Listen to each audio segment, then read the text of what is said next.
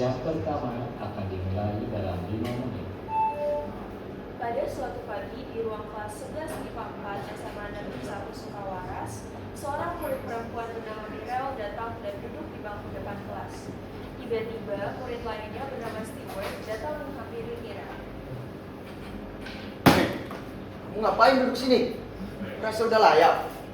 Apa ngerasa udah cukup pintar? Emang kenapa?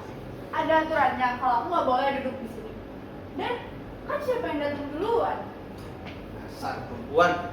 Emang kenapa kalau perempuan? Pada duduk di sini, jadi kamu balik sana ke dapur. Bantuin ibu kamu. Cuci piring, ngepel. Ini ada apaan sih? Lu kenapa? Harus sampai ngusir-ngusir Mirel kayak gitu?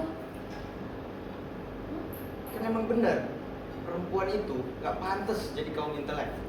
Ya nanti kayak sama kamu, sama Mirel, melunjak, kan jijik. Lihat feminis SJW kayak kalian. Tunggu. Pemikirannya kuno banget sih. Dia kalah deh sama PTK Kampus Japanikus nih kalau kayak gini nih. Jangan-jangan kamu tuh sebenarnya iri ya sama Mirel atau sama perempuan-perempuan lainnya. Jadinya kamu nggak bisa nakutin mereka gitu. Atau sebenarnya takut kalau misalnya Mirel tuh lebih pinter, terus abis itu lebih banyak yang suka, lebih sukses daripada kamu. Kurang ajar ya. Kalau mau berantem, namanya keluar aja sekarang. Cewek doang, kuat. Dan juga nangis terus pengen dikit. Ya nggak omongan sama kayak gitu. Tapi nggak bisa, dia tuh. Hana pun keluar dari kelas disusul oleh Mirel yang khawatir nampaknya hal yang terjadi kepada Stewart juga dialami oleh Hana dan Mirel. Kamu merasa nggak sih? Kok kayak ada angin dari situ sih? Mirel, kamu lihat itu juga kan? Iya pak, kan gue juga punya mata. Tapi itu bukan biasa deh. Rasanya aneh, tapi nggak serem. Ya maaf, cuma nanya. Tapi kalau ada apa-apa, kita bareng ya. Ya please, takut banget.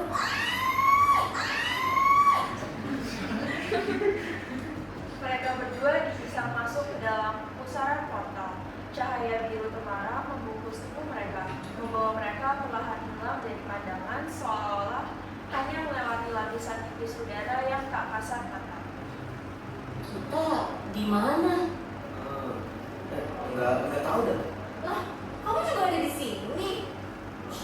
Diam deh, kalian dengar itu nggak? Itu siapa ya? Kok kayak ada suara? Belum meneh ya, Ciro lu. Coba deh kita masuk kamu. Mereka masuk ke ruang yang sebelumnya merupakan ruang kelas mereka. Ruangan tersebut terlihat seperti pendopo. Di sana mereka melihat ada 3 perempuan yang sedang latihan menari. Wes tuh mbak. Bala. Sing tak ada kuwi kabinan kowe. Nek kowe iki wis apik, tapi nek kakek komentar, sesuai tak kon mulai. Iya sih, Mbak. Ngene to. Lah ngono.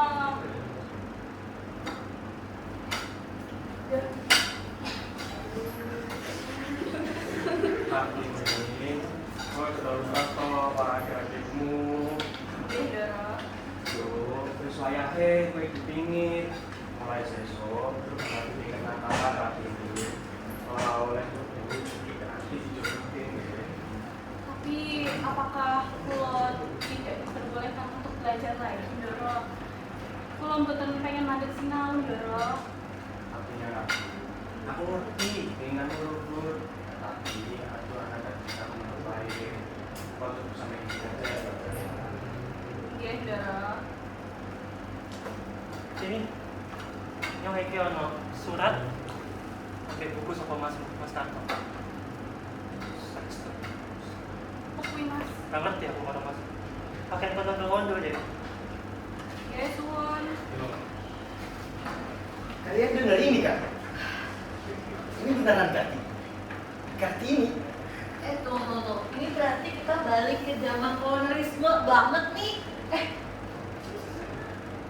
Oh, ini pasti semua gara-gara kamu nih tadi gara-gara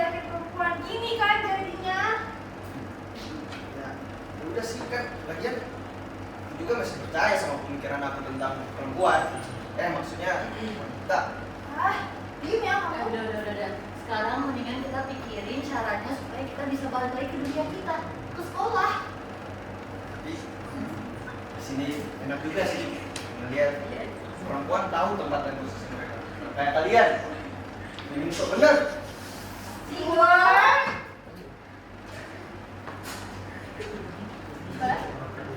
Itu buku apa Bang? Keto, buku cerita perempuan lonjong. Sama sinopsisnya kata api ke. Belum. Belum Mbak, Mas Tatok ini gak pernah salah nek ngomongnya buku. Aku ki juga senang karena buku sing Jawa Kebiyen sama lonjong.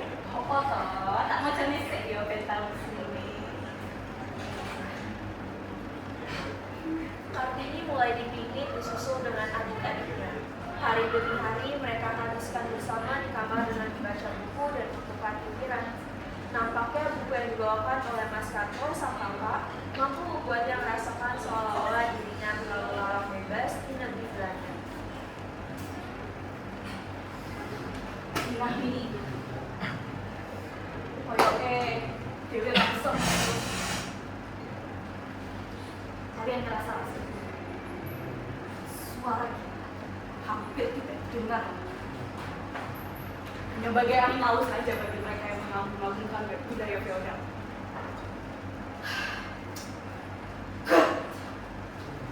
Setuju Mbak, tapi bagaimana lagi? Bahkan kami tidak bisa mendapatkan cinta dari ibu kami. Kami harus memanggilnya sebagai itu, yaitu sebutan untuk seorang budak. Karena ibu kami tidak memiliki darah tingkat Mbak. Lalu kita bisa apa Mbak? Andai aku tahu kita bisa. Tapi percayalah adik, suatu hari nanti kita perempuan juga pasti akan selamat.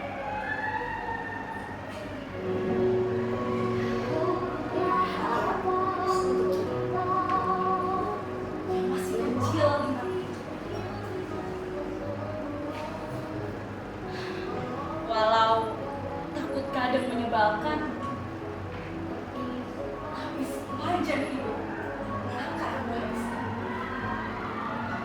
Walau tak terdengar masuk akal, bagi mereka yang tak percaya. Tapi kita punya cinta yang akan melawan dunia.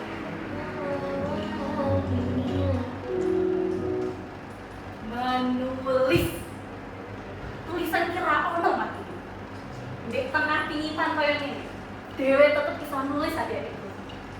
Saiki ambil buku, pulpen, ambil tintanya ya. Ayo, jom, saiki.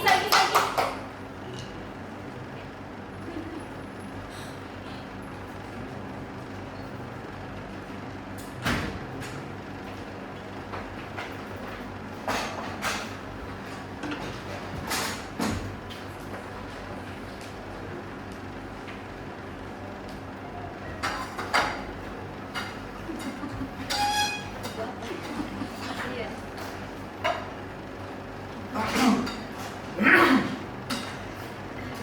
Dan keren Mas telah menerima saya untuk datang ke sini.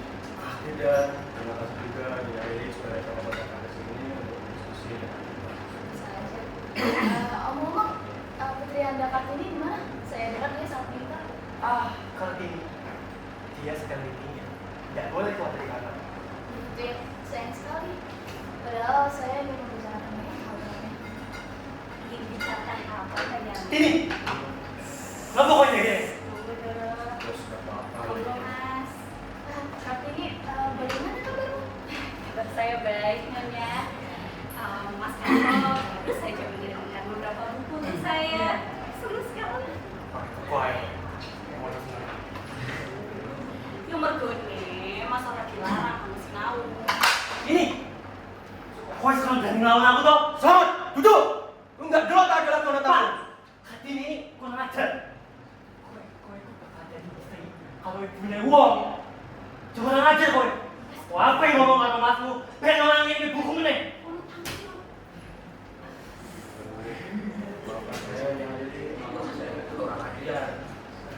Ya tidak apa-apa Raden.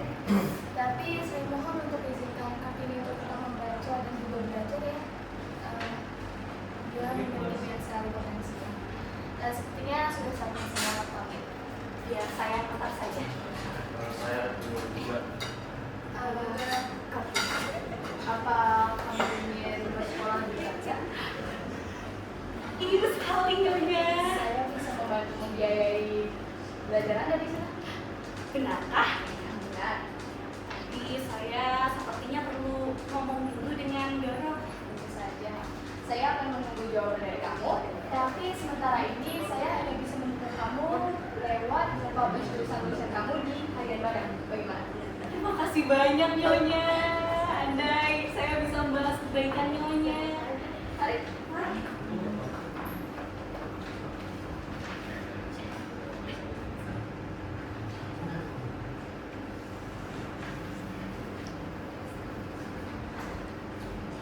Oh, enak sih. Lihat laki-laki berjaya di sini. Tapi kalau keperangkap di sini mulu, bisa berabe nih. Apalagi aku nggak cocok sama makanannya. Iya sih bisa ambil sepuasnya. Masa berceliwet mulu, bosan. Mau kerjanya. Nih bocah, kalau nggak NPD, manja juga ya ternyata. Emang kenapa? Biasanya sehari-hari disiapin sama perempuan. Coba kalau gitu, kamu bayangin. Gimana kalau misalnya perempuan nggak ada teredukasi sekecil tentang kuliner? Mau makan apa itu lidah? Lagian gini ya, emang siapa sih yang mau kejebak di sini? Kita juga nggak ada kali yang mau kejebak di sini. Ya, cuma at least kamu sebagai laki-laki, kalau emang nggak bisa bantu apa-apa, jangan jadi dontol perempuan. Minimal banget. Ya sih kan, aku cuma ngomong. Oh, Siapa banget. ya. Ini nih harus mulai nih sihir-sihir kutuk-kutukan, apa kita kutuk aja nih jadi abu-abu warna abu-abu ya, biar kayak jengot. Bener banget, Ber. Setuju. Dan kita nggak bisa apa aduin dia ke Ibu Kartini supaya di bocah manja bisa kena ceramah 3 jam pelajaran. Ah, mimpi. Hari demi hari berlalu, kesehatan dari Raden Aryo mulai menurun dengan drastis. Hingga akhirnya kabar duka menyelimuti kediamannya. Pak Slamet yang harus menggantikan posisi dari bapaknya menggunakan kekuasaan yang ia miliki dengan sesuka hatinya.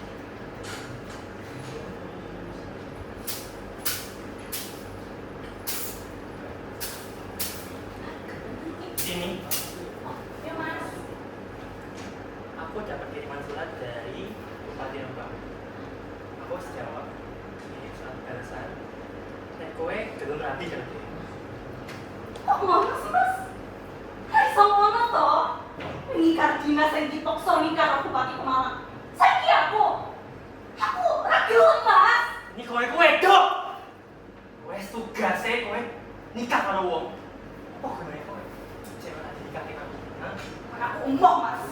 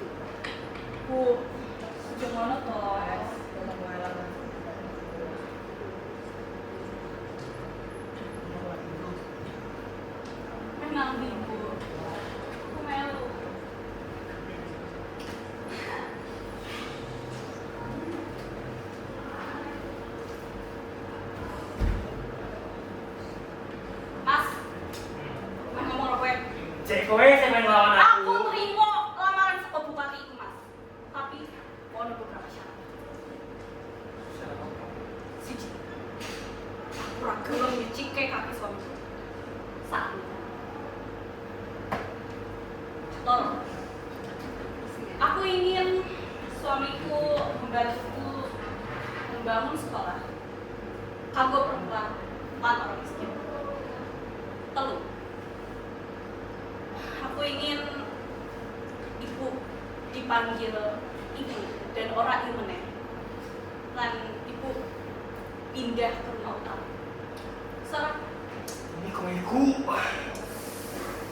Ya nek ra iso, aku ra gelem.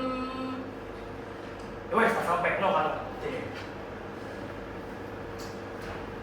Kau ini membuka surat yang dikirimkan oleh Rosa, sahabat kanannya dari Belanda, dengan ekspresi bahagia. Ini Tanggal 20 Maret 1903 untuk sahabatku tercinta, Raden Ajeng Kartini. Salam hangat dan penuh kasih dari seberang lautan.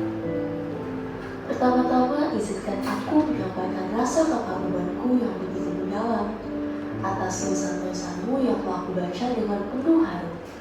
Dalam setiap kalimatmu, aku merasakan keteguhan hati seorang perempuan Jawa yang begitu cerdas dan penuh semangat.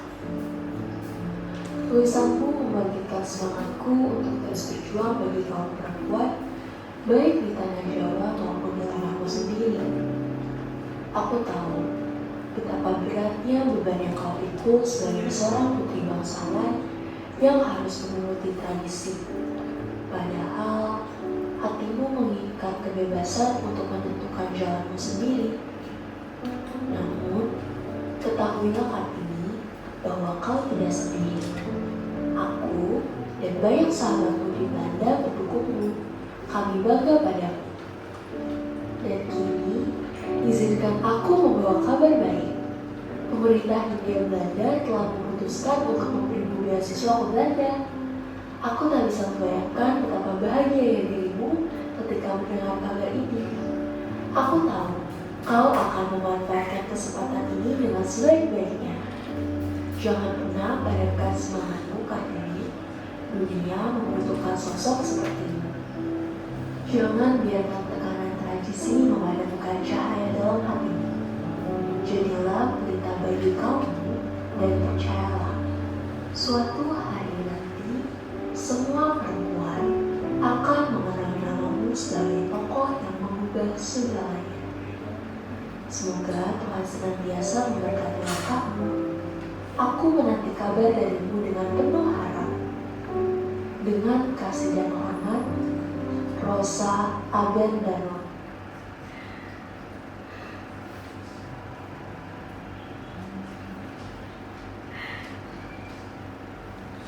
Ibu. Oh, ini banyak sekali, Bu. Mungkin, Bu, aku entok beasiswa ke pemerintah Londo, Bu. Bisa sekolah di Londo. Dalam beasiswa. Alhamdulillah, kita kan dengan aksi sekarang setelah di kamar kafe. Pasti aku kayak sama Mas. Ya.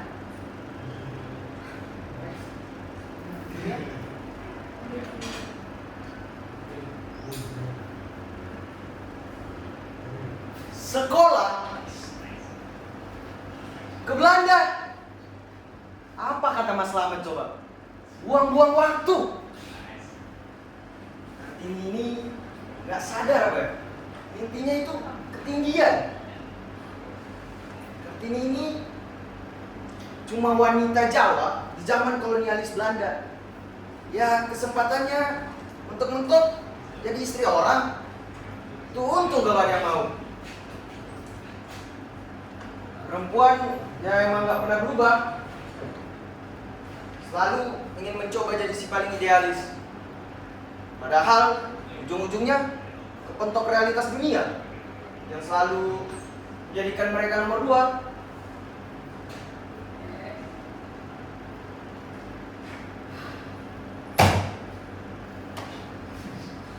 Gak mulutmu. Kau pikir selama ini aku tidak bisa melihat?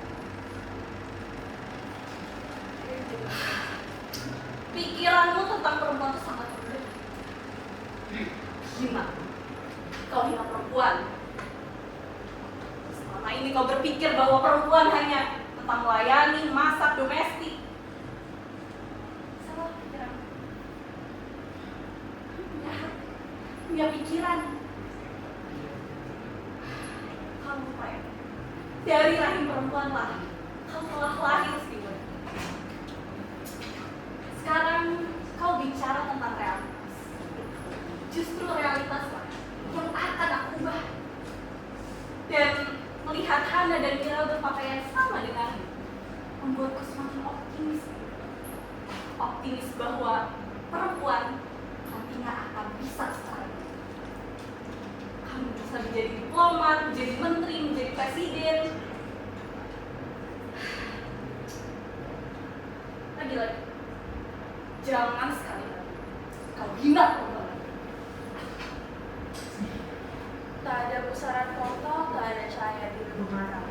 Tiba-tiba, Hana, Mirel, dan Stewart kembali ke ruang kelas mereka. Mereka muncul seolah-olah tidak kenal lagi.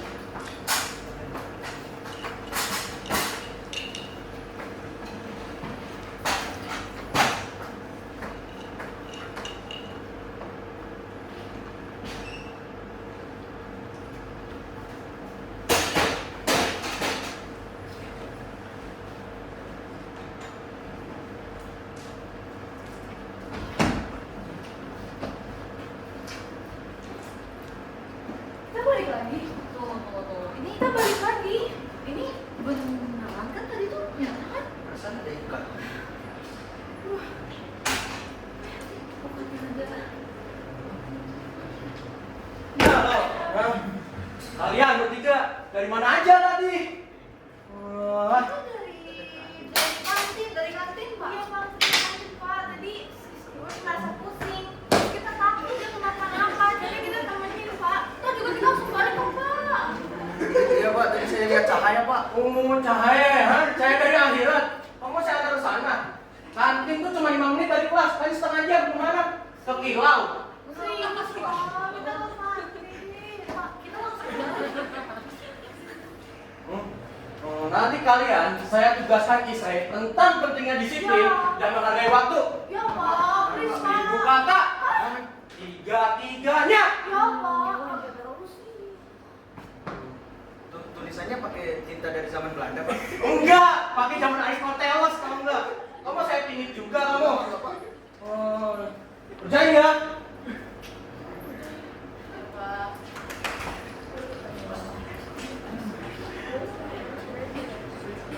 Aku salah. Aku sadar bahwa perempuan tempatnya bukan di dapur, tapi tempatnya di depan, di sejarah, dan di mana saja. Kamu kerasukan feminis jenis apa Pak? Tiba-tiba banget. Aku cuma bertemu dengan guru yang benar-benar mengubah. Namanya Ibu Kartina.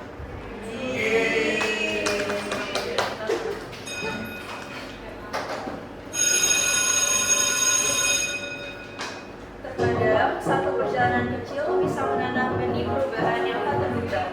Sejarah bukan hanya cerita masa lalu, ia berpisah lembut di balik sunyi ruang kelas yang tampak